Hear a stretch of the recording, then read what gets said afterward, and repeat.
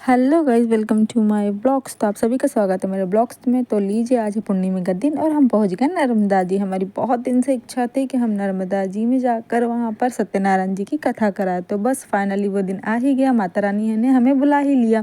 तो मैं घर से ले गई थी कान्हा जी, गणेश जी की मूर्ति और शिव पार्वती की मूर्ति। हमने उन्हें पहले नहलाया, फिर तैयार करा और कथा में बैठाला। हमने फिर कथा की तैयारी करी। फटाफट हमें पंडित जी वहीं पे मिल गए थे। आज के दिन काफ़ी लोग कथा कराते हैं, तो हमें फटाक से पंडित जी मिल गए थे। वैसे ही हम लोग ऑलरेडी बहुत ज़्यादा लेट हो चुके थे, 12-1 तो बज ही गया था।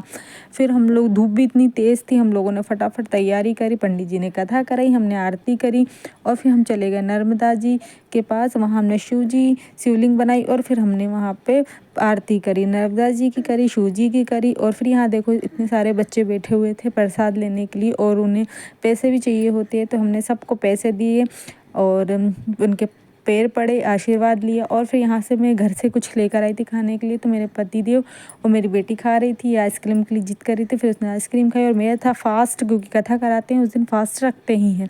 तो मैंने कुछ नहीं खाना था और मेरे हस्बैंड इसलिए खा रहे हैं क्योंकि उन्हें गोली खाना होती है, दवाई लेनी होती है, इसलिए। और फिर हम हो गए रिटर्न घर और रास्ते में हमें मिल गई फिर से ताज़ी ताज़ी बेर। तो हम लोगों ने बेर तोड़ी, 1-2 बेर खाई और हम जल्दी घर की ओर। Thank you for watching my video. Please subscribe. अगर मेरी वीडियो आपको अच्छी लगती हो तो मुझे प्लीज़ सब्सक्राइब कीजिए। Thank you.